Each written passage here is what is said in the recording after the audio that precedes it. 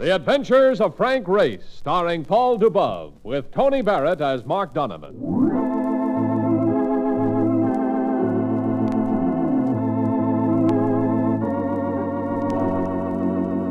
The war changed many things, the face of the earth and the people on it. Before the war, Frank Race worked as an attorney, but he traded his law books for the cloak and dagger of the OSS. And when it was over, his former life was over too. Adventure had become his business. The Adventures of Frank Race.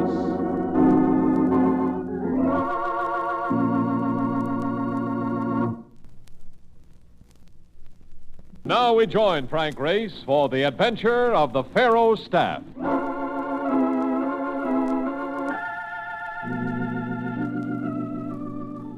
Dead men and the worldly possessions they leave behind are often the concern of an insurance investigator.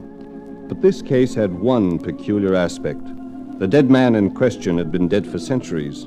Mark Donovan was so intrigued by it that he forgot his dislike for air travel as we winged our way from London to Lisbon, second leg on our flight from America to Cairo, Egypt. Hey, look. You mean to say they dug up another one of them old Egyptian guys wrapped up in bandages? You put it rather crudely, Marcus, but that's it.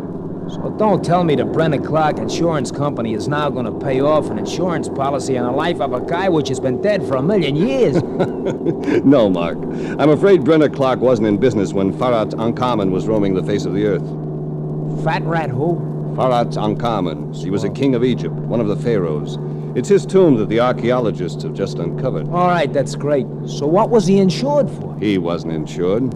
But Brennan Clark has insured a few items that were dug up in the tomb. Items of fabulous value if the estimates are correct, especially the staff of the Pharaohs. Well, of course, but what's that? It's a staff made of solid gold and mounted with precious jewels. It takes a strong man to lift it, according to the appraisal reports. And that is the thing which Brennan Clark insured? To the tune of 1,000,000 simoleons, Mark. Boy. It's in the Cairo Museum, being crated for shipment to London. And until it gets there, it's our job to stay right with it. Yeah, and to me that sounds like a very dry job. So I am going to make the most of the present and sashay to the club lounge and quaff a few. Do you wish to accompany me? No, thank you. It'll also be a sleepless job when we get there. I'll settle for the proverbial 40 winks. Okay, be back in a while. I closed my eyes and relaxed, but I didn't sleep. From the seat behind us, I'd been catching the subtle and intoxicating scent of taboo. It grew stronger, and I opened my eyes to find that the wearer of the scent had moved into the seat Mark had vacated. Am I disturbing you? Isn't that your intention? Not that I mind. I couldn't help overhearing part of your conversation about the staff of the Pharaohs, you see. I'm an Egyptologist. She didn't look like an Egyptologist. A woman steeped in the history and lore of an ancient civilization buried beneath centuries of sand. Even the drape of a conservative tweed skirt and jacket couldn't hide the charm she might lend to a French bathing suit. My name is Linda Marshall. You're on your way to meet my father, Charles Marshall. Why, yes, he's curator at the Cairo Museum, a talent that I rate second to his ability to produce a very beautiful daughter. You'll pardon me if I don't acknowledge the compliment, Mr. Race. I just want you to promise me that you'll let nothing delay you on this journey. I want the staff of the Pharaohs to pass into your hands before it costs my father his life.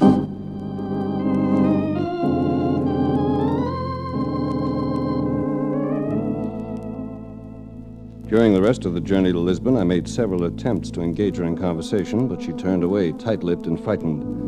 When we hit the landing strip at Lisbon, she was first out of the plane, and I saw her speak to a man and a woman at the gate. They walked into the airport restaurant, and Mark and I followed. Our plane for Cairo wasn't due for 2 hours. I don't know. If the dame really thinks her old man's going to get knocked off, wouldn't you think she'd talk? She might be afraid of sounding foolish. Now, what's foolish about a guy getting killed? It depends on who or what she thinks is going to do the killing. There are many legends about curses in the tombs of the Pharaohs. Wait a minute. Spook stuff? Ghosts and such? Something like that. So why didn't you tell me this before you dragged me away from Brooklyn? You know I don't like no ghosts. Especially ones which can't speak English. They're terrible.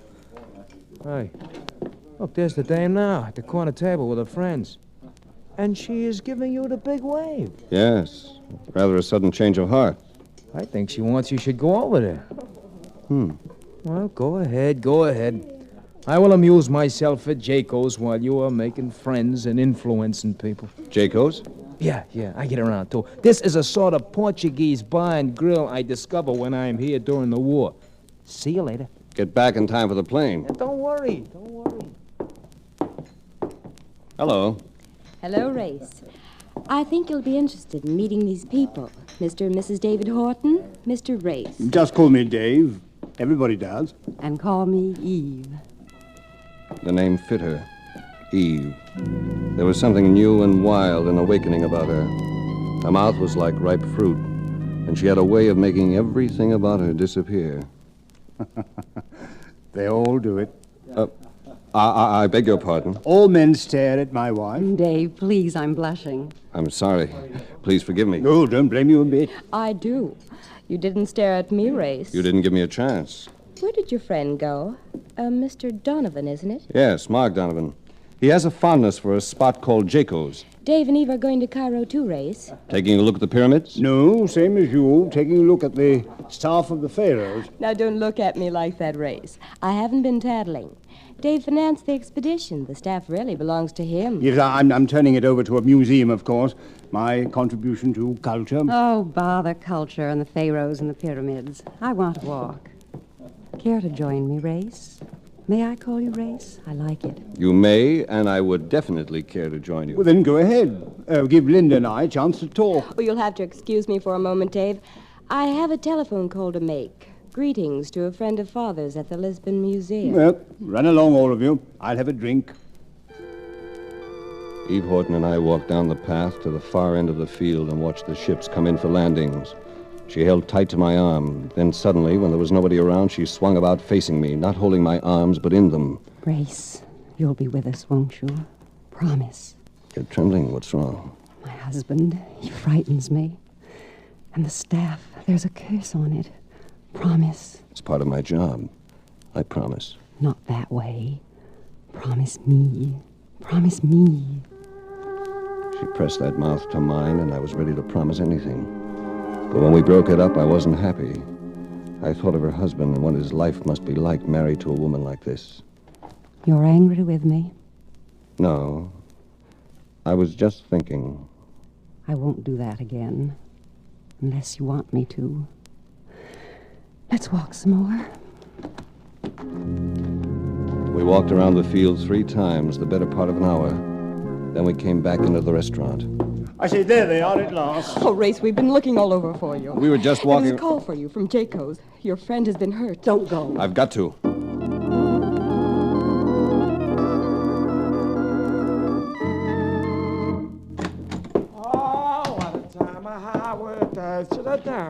Mark, what's wrong? Oh, what's that, kid? What's that? They said you were hurt. Hurt? Oh, no, feel no pain.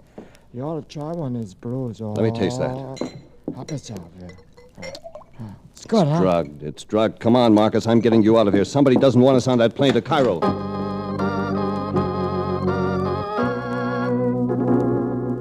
Whoever didn't want us on that plane got his wish. It was taking off when we reached the field, and I watched it until it was airborne. I made a quick check of all schedules on all Continental Airlines. By taking a plane from Lisbon to Rome and picking up an Italian flight to Cairo, we could pull in only 5 hours behind the plane we had missed. We did, but it was too late. I knew it as soon as we reached the Cairo Museum and walked into the curator's office. I knew it. I knew it would happen. There, go ahead and cry. It'll do you good. Race, a fine time for you to turn up. What's happened? The stuff of the Pharaohs is gone, and Linda's father has been murdered. When did it happen? A couple of hours ago. If only we had arrived sooner. It would have made no difference. It was fated. Who are you? I am Hassim. I am a student. I was assistant to the curator. Assistant and probably assassin, too. Don't be so liberal with your opinions, Dave. He's right. You've no right to be making such accusations. I am connected with the royal families of Egypt, sir. I do not like thieves plundering the graves of my ancestors. Don't you call me a thief. Don't be a fool, Dave. Let me go. Hassim, please leave. I'll talk to you later. I go because you ask. I will help you find the truth. But remember, Mr. David Horton, I do not leave through fear. We shall meet again when you wish.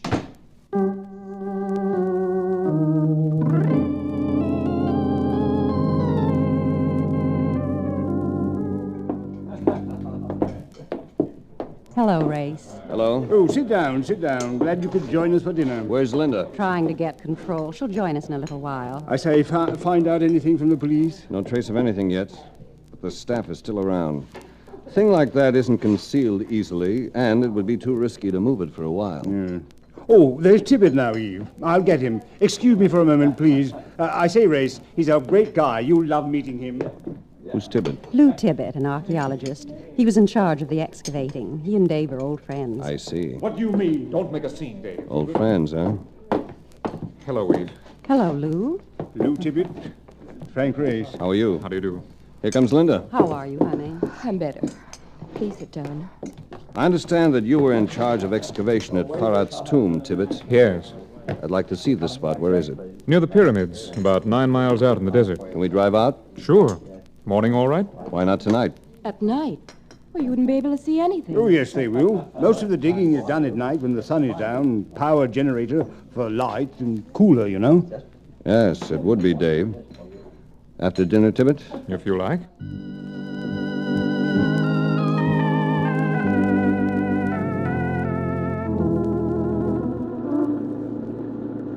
Well, just like chasing Rommel again, a jeep in the desert. The excavation is right over the next dune, by the lights. We walked to the excavation and down uncovered steps into the catacombs of the tomb. Arab workmen were digging carefully, and others were carrying the dirt out in baskets. This was the main tomb chamber. I don't expect we'll find much in the others they're digging out now. What's through this passage? The minor chambers we've already excavated. You want to look through them? Yes. Now, here, take these flashlights. We've pulled the lighting equipment out of there. Hey, fellas, look, I think I'm gonna go back and wait under the stars. I like stars. This grave stuff is definitely not for me. The place might cave in. It's well beamed, Mark. It would take an explosion to cave it in. I explode easy. I'll see you later upstairs. Goodbye. Wait here, Race. I'll lead him back to the main chamber. All right, I'll be right here. Welcome to the tombs of my ancestors, Mr. Race. Who is it? Turn your light this way. Hassim. Yes, Mr. Race. And you were right. The tombs are solidly beamed. It would take an explosion. What do you intend to do, Hassim? What do you intend to do, Mr. Race?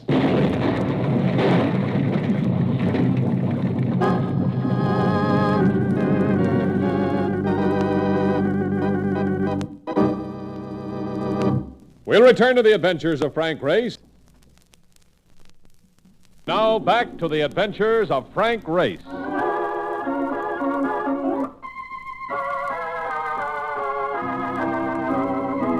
Dust choked me, and I was buried under what seemed to be tons of earth. But I dug my way out, got to my feet in the darkness. I'd lost my flashlight. The air was silent, black, and oppressive. Then I heard a sound in the tomb. Hassim, where are you? I'm trying to find you, fella. Oh, here you are. Take it easy. I'll dig you free. Are you injured badly? I do not think so. Good. This beam is pinning you down. I'll raise it. You try to slip out. Ready? Yes. No! I am free now. You rest a little, Hassim. Then we'll try to get out of here. We cannot dig out, Mr. Race. Not before the air is gone. For you, I am sorry. For myself, I do not care. But there are diggers outside. They'll get to us. If somebody wishes them to do so. But I am afraid the order will not be given. Relax and do not think. It is an honor to make the step into eternity in the company of the Pharaohs. He was right. And I knew it. Exertion would only use up the air faster. There was little enough. I kept track of the time by the luminous dial on my wristwatch. 2 hours passed. 3, 5. The heat was stifling. I felt weak, dizzy. Hassim, listen. They're digging. You dream. Hassim! Hassim!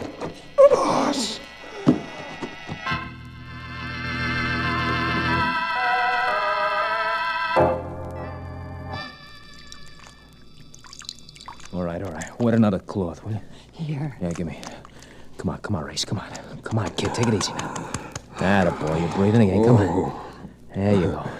Where's Hasim? And the local constable come and haul him off before he even came to. You all right? Yeah. They got him for bombing the place. He didn't do it. He was in front of me, and the explosion came from behind me, blocking the exit. Oh, hello, Eve. Oh, Race, darling, I'm so glad you're all right. Yeah, fine. Be glad, but don't smooch him right now, huh? It'll smother the guy for good. I'm sorry, I didn't think. Where's Tibbet? He's the guy which went back into town to call the cops so they could take Hassan away. He did that before we were dug out? Yeah, I was too busy digging to notice. Then he knew Hasim was in there. We got to get back into town, Mark. What? Race, you mustn't exert yourself. Yes, baby, I must. Because it wasn't official police who picked Hasim up. We'll be lucky if we find him alive.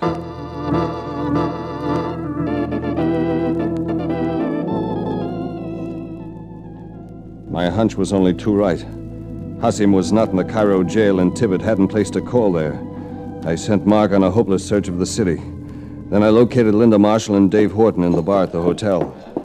Race, good to see you, old man. Eve told us what happened. Anybody tell you how it happened? Yes, Carson blew up the passage. Wrong. Tibbet blew up the passage. But why would he do a thing like that? Because he had no intention of letting the staff of the Pharaohs get to London. And I've got a sneaking suspicion he isn't the only one. Are you implying that I'm involved in this? What makes you ask that? Are you calling me a thief? Keep your voice down and your hands. I'll show you. He deserves that, Race. Well, that's only a sample. I don't like scenes. He's a strangely sensitive man. Good night. Oh, wait for me, Race. I'm going with you. She followed me into the lobby, and just as we rounded a bunch of potted plants, the revolving door at the entrance turned, and Eve Horton stepped in. But this was one time when the sight of her didn't blot out everything else. Pulling away from the curb was the car she had stepped out of, and behind the wheel was Lou Tibbet. I made a dash for the door, but as I brushed past Eve Horton, I stumbled, grabbed one of the sturdier plants, and managed to avoid falling. But it was all the time Tibbet needed. He was gone. Oh, Race, I tripped you. I'm sorry. She did it deliberately. I didn't. That's not important. Tibbet was in that car, and you let him get away. Why? Because he hasn't done anything. I'll believe that when I see Hasim alive. He is alive. Tibbet faked that police call so we could get Hasim away from the tomb without interference. Hasim belongs to a student group that isn't too popular with the natives. The explosion was an accident. Why didn't Tibbet come and tell me about it himself? And what makes your husband so sensitive about the word thief? Race, please. Please, She's fainting. I've got her. Now sit her down here. I'll get some help. Never mind. She'll come to in a minute. If she isn't all right this minute. What do you mean? Well, maybe she's fainted. Maybe she's faking. In any case, I'm going to do a little checking on her husband.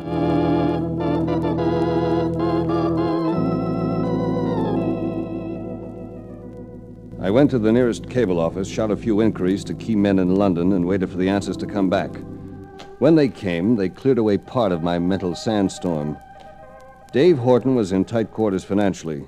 He'd been speculating in money exchanges, especially the British pound sterling, and devaluation had knocked the props out from under him. I went back to my room to think it over. Race! Hasim!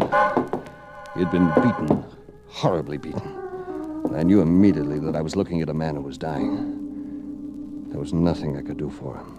I said I would help you find the truth. Who did it, Hasim? I did not tell them. Hasim? Hasim? Hey, Race, you better get... Holy cow, I better go. No, Mark. He's dead. Get a car fast. Where we going? After the staff of the Pharaohs. It's back in the tomb of King Pharaohs Uncommon.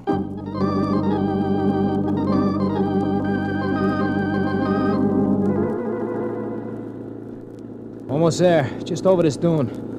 Look, did Hassan tell you the thing was here when he passed out?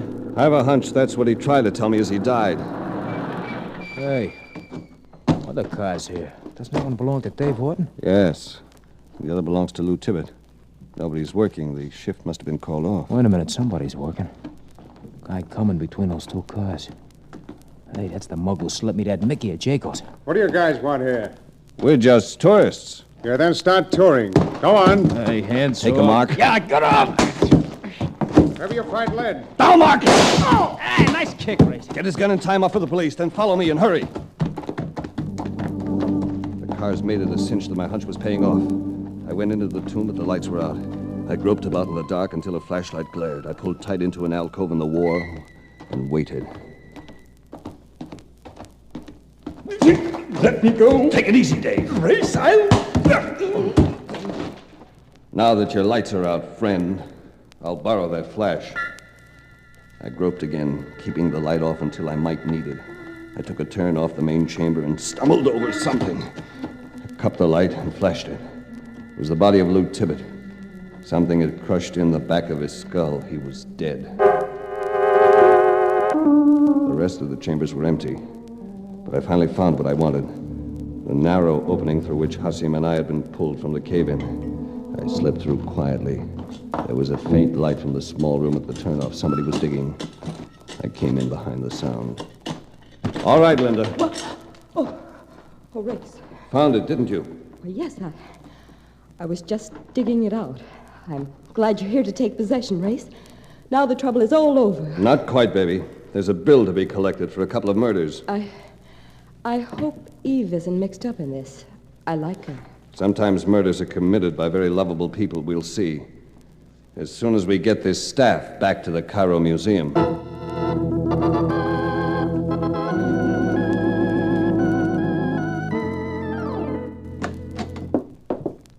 All right, Mark.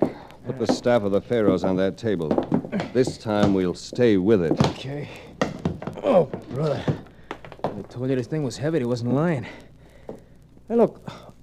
What'd you make Linda and Dave go into the next room for? Because I had the police bring Eve in, too. I'm going to put a jigsaw puzzle together. You can listen from behind the door, but make sure nobody gets through here if one of them try to crash out. They will run into a mighty left hook, I assure you. Good boy, Marcus. Sit tight. Race, what's the meaning of bringing Eve here and having us detained? Take it easy, Dave. Thank you, Linda. The reasons are obvious. Somebody in this room is a murderer and a thief. No! I told you never to use that word. Sit down, Dave. Why were you angry with Tibbet when you went to get him that night at dinner? Just a few seconds after you told me what a great guy he was. Because he said I shouldn't be upset about the theft of the staff. He said I could cash in on the insurance. You could use $1 million, Dave. You're broke from speculation. I checked. I said I'd give the stuff to a museum, and I meant it. I don't get my money that way. Then why does the word thief bother you so much? You stop it. Stop it. I'll tell you why, Race. My father was a wealthy man. Then he went broke in the market crash in 1929. He was used to living well, so he got a job and embezzled. He died in prison. Race, I'll kill you for this. I'm sorry, but it's necessary. Go on, Eve. Now, I've seen my husband lose his fortune, and I was afraid of what he might do. I wanted you around, Race, to prevent it. That's why I kissed you. You what? Take it easy, Dave, and try to understand it. I think I do. It was because I was on the right side of the law, wasn't it, Eve? The safe side. And that's all you want. The safety of being honest. Yes, I love my husband. Truly, Dave, I do love you. Tell me you didn't do it. There, you poor frightened girl. Of course I didn't. Now, Race, perhaps you understand why the word made me so sensitive. I do. And I apologize to both of you. Humbly. Wait a minute, Race. Don't tell me you're falling for this cornball act. Yes, Linda? Because they're telling the truth. Then who? You, baby. But I found the staff and helped you out. You helped me because I was blocking your exit and you knew it was all over.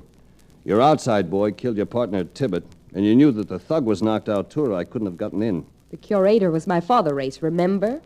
I wouldn't have killed him. I doubt it, baby. He wasn't your father, and you're not an Egyptologist. If you were, you'd never have said we wouldn't be able to see anything at the tombs at night. You'd have known that most of the digging was done at night under generated light to escape the heat of the desert sun. Very clever, Race. But have you got an answer for this? A gun? How charming. I'm going to back out of here. Don't follow me. Come to me, arms. What? Oh, my arm, you... The police are outside, Marcus. Take her to them. Yeah, easy, Wildcat. I will do that with pleasure. You know something, these dames, always beefing and crying about something.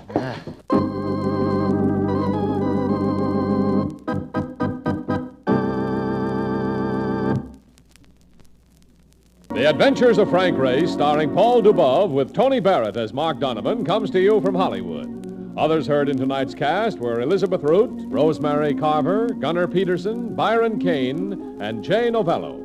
This series is written and directed by Buckley Angel and Joel Murcott. The music is composed and played by Ivan Ditmars. Be sure to be with us again this time next week for another dramatic chapter in The Adventures of Frank Race.